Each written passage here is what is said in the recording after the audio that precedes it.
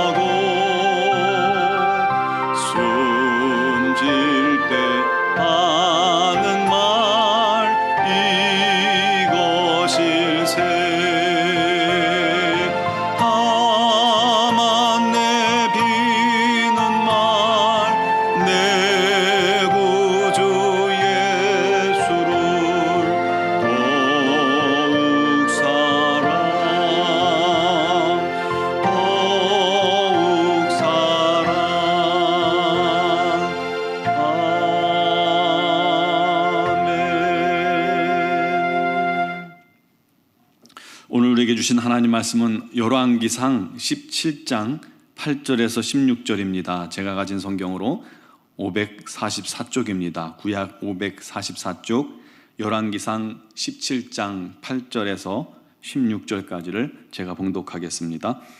여호와의 말씀이 엘리야에게 임하여 이르시되 너는 일어나 시돈에 속한 사르밧으로 가서 거기 머물라. 내가 그곳 과부에게 명령하여 음식을 주게 하였느니라.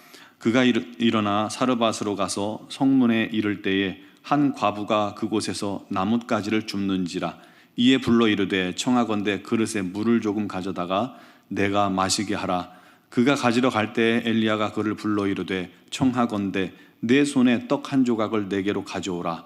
그가 이르되 당신의 하나님 여호와께서 살아계심을 두고 맹세하노니 나는 떡이 없고 다만 통에 가루 한 움큼과 병에 기름 조금뿐이라. 내가 나뭇가지 둘을 주어다가 나와 내 아들을 위하여 음식을 만들어 먹고 그 후에는 죽으리라. 엘리야가 그에게 이르되 두려워하지 말고 가서 내 말대로 하려니와 먼저 그것으로 나를 위하여 작은 떡 한 개를 만들어 내게로 가져오고 그 후에 너와 내 아들을 위하여 만들라. 이스라엘의 하나님 여호와의 말씀이 나 여호와가 비를 지면에 내리는 날까지 그 통에 가루가 떨어지지 아니하고 그 병에 기름이 없어지지 아니하리라 하셨느니라. 그가 가서 엘리야의 말대로 하였더니 그와 엘리야와 그의 식구가 여러 날 먹었으나 여호와께서 엘리야를 통하여 하신 말씀같이 통에 가루가 떨어지지 아니하고 병의 기름이 없어지지 아니하니라. 아멘. 이스라엘 역사상 가장 악명 높은 아합이 이스라엘의 7번째 왕이 됩니다. 그는 이전의 왕들과는 비교할 수 없을 만큼 더 악을 행합니다. 가장 하나님을 분노케 한 것은 시돈 왕의 딸 이세벨과 혼인한 것입니다. 또 그녀가 가져온 바알과 아세라 우상에 대한 신전을 짓고 거기에 가서 예배를 드리는 거예요. 결국 하나님께서는 엘리야를 통해서 아합을 책망하셨고 또 수년 동안 이슬조차 내리지 않으리라, 비가 전혀 없으리라 하고 선포하십니다. 그리고 하나님은 엘리야를 요단강 동편 그릿시냇가에 숨기셨고 까마귀를 통해 아침과 저녁으로 떡과 고기를 가져다 주십니다. 그런데 그 요단강마저 말라버리죠. 그러자 엘리야를 시돈 땅 사르밧 과부에게 가게 하십니다. 이 아합이 특히 악했던 것은요, 온 나라에 바알과 아세라 신전을 짓고 우상 숭배를 백성들이 할 수 있도록 독려를 한 겁니다.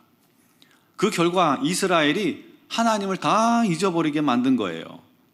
여러분, 죄의 특징 중 하나가 뭐냐면 혼자 망하려 하지 않는다는 거예요. 꼭 누굴 끌어들여서 같이 죄를 짓게 만듭니다. 회사 회식 때 보면요, 술 안 먹겠다는 사람은 굳이 그 한 잔을 마시게 하려고 얼마나 주변에서 애를 씁니까? 나 혼자보다는 뭔가 해도 같이 하려고 합니다. 함께 죄 짓는 게 이 죄책감이 경감되는 그런 느낌을 들게 하기 때문입니다. 그렇게 되면 더 과감하게 죄를 짓게 되는 것이죠. 아합도 백성들이 함께 우상 숭배할 수 있도록 그렇게 만든 거예요. 여러분, 한 사람의 잘못된 판단과 죄악이 결국 온 나라와 이웃 나라까지 재앙으로 또 신음하게 만든 겁니다. 성도 여러분, 죄는 나 혼자로 끝나는 게 아닙니다. 죄의 영향력이 얼마나 질기고 강한지 몰라요. 내 주변을 죄로 온통 물들게 하고 주변을 그 죄의 고통으로 몰고 가는 것입니다. 그래서 우리는 죄의 무서움을 알아야 한다는 것입니다. 하나님께서 엘리야를 시돈의 사르밧 과부에게 보내셨는데 의아한 점이 있어요. 여러분, 시돈이 어디입니까? 하나님께서 그렇게 싫어한 이 왕비 이세벨의 나라입니다. 바알과 아세라 우상의 나라예요. 하필 또 가도 왜 과부예요? 과부는 가난합니다. 어느 나라건 가난해요. 사회적 약자의 상징입니다. 아니, 이왕 보내실 거면 뭐라도 얻어먹을 수 있는 그런 좀 잘 사는 집으로 보내는 게 좋잖아요. 이방 여인에다가 아무것도 없는 집으로 가게 하셔서 어쩌시라는 건가요? 하지만 여러분, 그게 하나님의 은혜입니다. 하나님은 이방인도 사랑하십니다. 그곳에 힘들고 또 소외되고 어려움에 처한 이 절체절명 상태의 여인을 불쌍히 여기신 것입니다. 여인에게 엘리야는 마치 오늘날 우리에게 예수 그리스도와 같은 존재입니다. 여러분, 우리들도 이방인들이잖아요. 죄인입니다. 우리 구원받을 자격이 1도 없습니다. 그런데 그런 우리를 위해서 주님께서 이 땅에 오신 겁니다. 죽을 수밖에 없는 우리를 구원해 주신 겁니다. 생명 주신 겁니다. 얼마나 감사한지 모릅니다.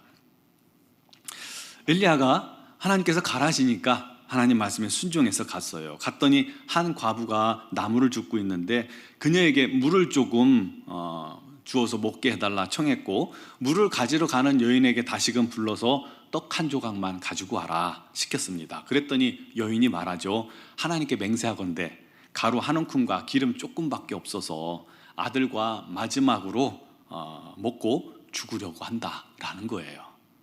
위기의 가정이죠. 얼마나 딱합니까?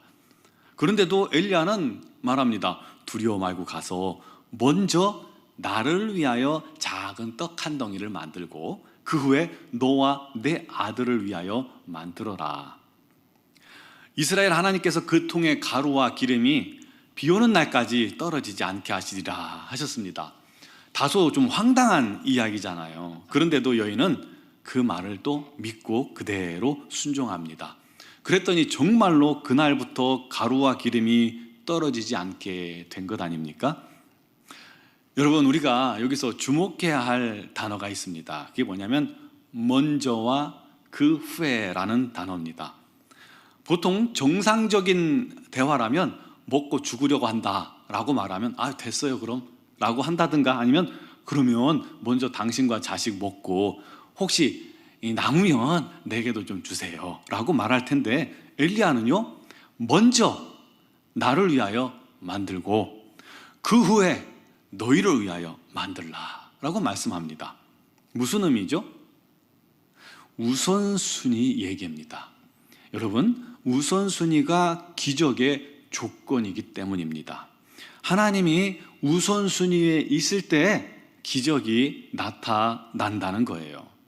사랑하는 성도 여러분, 이게 신앙생활의 기본이고 우리가 복받는 방법이며 절체절명의 위기를 이겨나가는 비결입니다. 우리 신앙에 가뭄이 있습니다. 영적인 가뭄도 있고요, 물질적인 가뭄도 있고, 정신적인 가뭄도 있고, 육체적 가뭄을 우리가 겪습니다. 그것을 이겨내는 비결이 뭐냐면 바로 우선순위의 정확함입니다. 우리 하나님이 먼저 있어야 합니다. 그래서 주님께서도 말씀하셨죠. 너희는 먼저 그의 나라와 그의 의를 구하라. 그리하면 그 후에 이 모든 것을 채우리라 라고 우리 하나님 말씀하신 것입니다. 우리 주님은 이방인이요 죄인으로서 영원한 멸망으로, 또 영적, 육적, 정신적 가뭄으로 죽어가는 우리를 찾아오신 것입니다. 그리고 먼저 주님을 믿고 영접하게 해주셨어요. 그랬더니 그 후에 모든 것을 채워주셨습니다. 믿습니까? 이게 주님의 은혜요 사랑입니다. 이게 주님의 방법입니다. 이제 또다시 주님은 우리에게 도전하십니다. 우리에게는 있는 가뭄이 무엇인가요? 가뭄 속에 있다면 기억하시기 바랍니다. 가뭄을 이기고 극복하는 비결은 먼저 우선순위를 하나님께 두는 것입니다. 하나님보다 앞선 것들을 다 제하시기 바랍니다. 오직 하나님이 저와 여러분의, 또 우리 심령의, 우리 삶의 가장 우선순위에 나아가야 합니다. 그리고 하나님 말씀에 순종하십시오. 이해가 안 되고 납득이 안 돼도 먼저 하나님을 위해 행동하세요. 그러면 그 후에 놀라운 기적이 우리에게 따라오게 될 것입니다. 우리 삶과 신앙에 이와 같이 가루와 기름이 떨어지지 않는 그런 은혜가 넘치시기를 주님의 이름으로 축원합니다. 기도드리겠습니다. 살아계신 하나님, 역사하신 하나님, 오늘도 우리와 함께 계신 하나님을 믿습니다. 그 놀라우신 하나님이 우리를 구속하시고 하나님의 자녀가 되게 하셨고 우리 삶에 함께 동행하시는데, 그 놀라우신 주님, 그 귀한 주님, 그 사랑의 주님을 우리가 외면하고 있지는 않습니까? 주님을 향한 우리의 우선순위가 주님이 아니라 이 세상 것이, 또 우리의 자녀가, 또 허탄한 것들의 우선순위가 가 있지 않습니까? 주님, 우리를 용서하여 주시고 긍휼히 여기시고 불쌍히 여겨 주시옵소서. 오직 주님이 우리 삶에 가장 앞서게 하여 주시옵소서. 우리 주님이 우리의 생각에 가장 우선에 있게 하여 주옵소서. 주님이 우리의 행동에 가장 우선에 있게 하여 주시옵소서. 주님께서 우리의 결정에 가장 우선에 있게 해주시고 우리의 선택에 가장 우선에 있게 해주시고 그 뒤에 우리가 주의 말씀에 최선을 다해 순종해 나가게 하여 주시옵소서. 그리하면 이 모든 것을 너희에게 더하시리라 말씀하신 그 말씀을 따라 우리 하나님의 놀라운 기적과 회복의 은혜가 넘치게 될 줄 믿습니다. 주여 아버지, 그 놀라운 주님의 손길을 맛볼 수 있는 하나님의 사람들이 다 되게 하여 주시옵소서. 아버지 하나님, 무엇 때문에 힘들어합니까? 무엇 때문에 막혀 있습니까? 우리 주님께서 아버지 오늘 다 풀어주시고 뚫어주시고 아버지 회복하여 주시옵고 그 가정과 삶에 성령의 기름과 또 은혜의 가루가 떨어지지 않는 은총이 넘치게 하여 주시옵소서. 특별히 미얀마 양곤 한인중학교를 기억하시고 어려움이 당한 그곳에 있는 모든 백성들 또 주민들을 주님 불쌍히 여겨 주시옵소서. 특별히 김은경 본만교 선교사님과 이선희 양은순 선교사님과 모든 선교사님들을 주님께서 안전하게 보호하여 주시고 지혜를 더하사 어려움에 처한 자들을 위해 기도하며 아버지 그들에게 주님의 사랑을 증거할 때 부족함이 없게 해주시고 어려움이 없게 해주시고 위기가 없게 해주시고 아버지 하나님 그를 통해서 우리 하나님의 복음만 높임받게 하여 주시옵소서. 오늘 이 새벽에도 또 가정에서 아버지 말씀 듣고 그 말씀 붙들고 기도하는 영혼마다 우리 하나님께서 붙드시고 사로잡으시고 온전케 하시고 모든 간구와 기도에 응답하심으로 감사의 제목이 넘치는 하루가 되게 하여 주시옵소서. 앞서가시는 주님을 따라갈 수 있는 우리 모두가 되길 간절히 원하오며 예수님의 이름으로 기도드리옵나이다. 아멘.